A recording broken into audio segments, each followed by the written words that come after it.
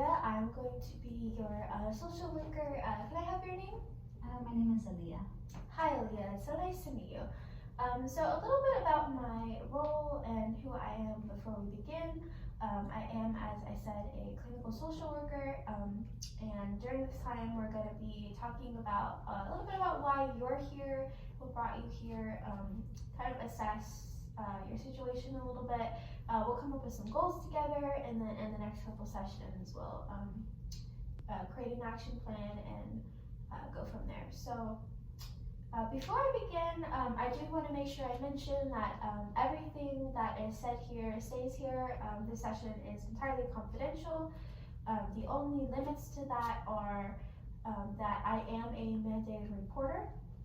So if you disclose that you are a harm to yourself or a harm to others potentially, I will have to report that. Does that sound good to you? Yes. Okay. Do you have any questions before we begin? No. Okay, awesome. So, Aaliyah, can you tell me a little bit about what brought you here today? I've been having high levels of anxiety. It makes it difficult for me to do daily tasks, like eating. And I also not really sure how to work through my anxiety. So I was hoping I could work on that here. Okay. Can you explain a little bit more? You said you've been having some problems with eating. Can you tell me a little bit about what that looks like? So I feel that I'm under eating. I know the recommended amount of meals is maybe 3, and I eat like 1.5 meals. I'll have dinner and then I have breakfast in the morning, and then most of the time I'll skip out on lunch.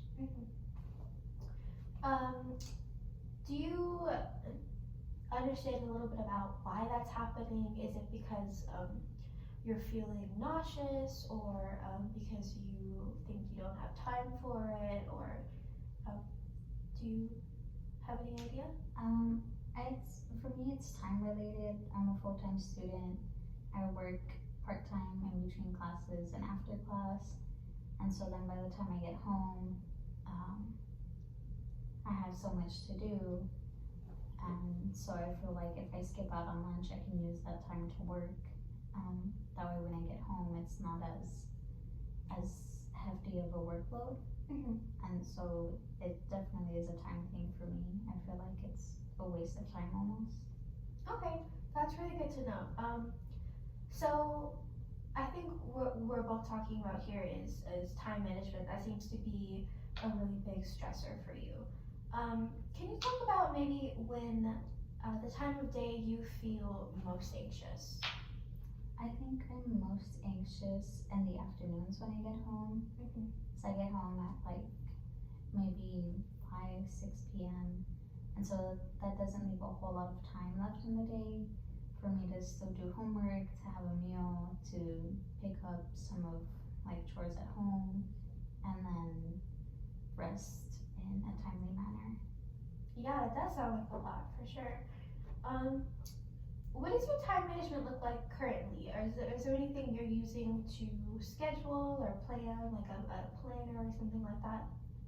I do use a planner that I make a task list in. That way, instead of looking at what I have to do for the entire week and feeling overwhelmed, I can look at a task and go one by one.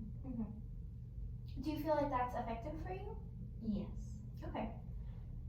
That's really good to know. So, it seems like so far we're talking about just the fact that you have a lot going on. That can be a huge amount of stress. Do you think you could rate your stress levels in the afternoon when it's highest? On a scale from 1 to 10, 1 being no anxiety at all, and 10 being the worst you can imagine. During the afternoons, what would you feel like that's like? I feel it's about an 8. Okay. So, yes, I think time management is going to be a really big thing for us here. And just the fact that it sounds like you're not really making a lot of time for yourself. Is that accurate? Yes. Okay. So that's definitely something we can talk about during our sessions, is making time for yourself, or self-care, we like to call it. And a lot of people have a lot of misconceptions about that, about what self-care is.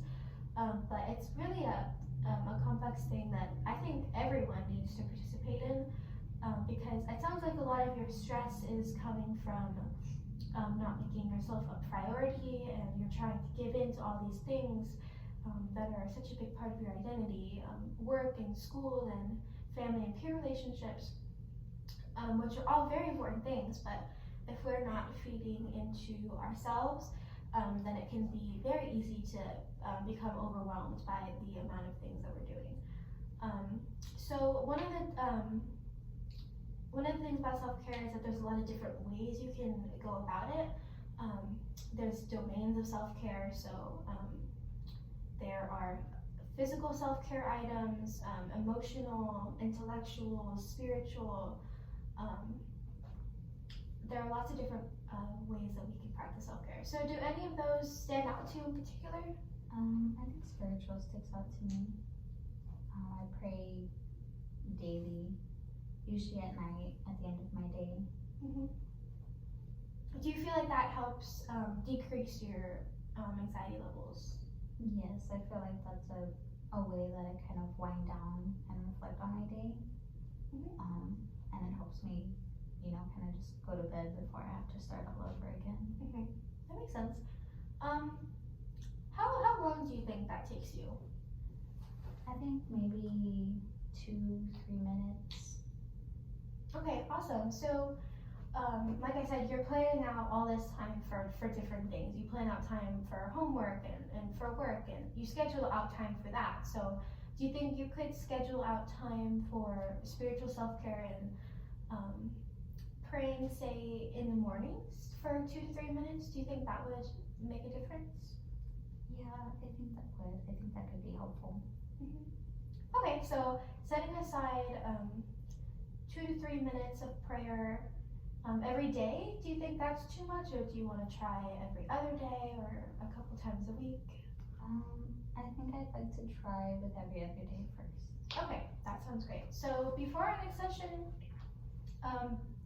we'll make it a goal for every other day, setting aside 2 to 3 minutes, however long you really want to, for spiritual self-care, prayer in the mornings. Hopefully that gets your day on a good track, helps you to focus on yourself a little, and I think a really important thing with that is just making sure you're really taking that time for yourself. So you're not distracted, you're not thinking about your to-do list for the day. It's just quiet reflection time. Does that sound good? Yes. Okay, awesome. So between our, I think we've highlighted at least one really good goal for our next session together, and in the next session we'll go over how that goal went. Did it make an impact on your anxiety levels? You said you were at an 8 in the afternoon, so let's see if we can get that down to a 7 for our next session. So we'll evaluate a little bit about how that went, and then we'll also make an action plan for getting towards your overall goal, which is just lowering your anxiety levels. So we'll break that up into some manageable bite-sized pieces we can follow together, and then after we've developed an action plan, I will draft up a contract, and that will just state just kind of the direction of where we want this to go. So it'll list when we're meeting, how often we're meeting, and then it'll also include the action plan, just as a way to hold you and I both accountable together. Does that sound good? Yes. Okay, awesome. Well, it was so good to meet you, Leah. Thank you so much for coming. Thank you. I'm looking forward to our next session. Are we under 10? Yes! We're at 9 minutes. Okay, so that should be good. Yeah.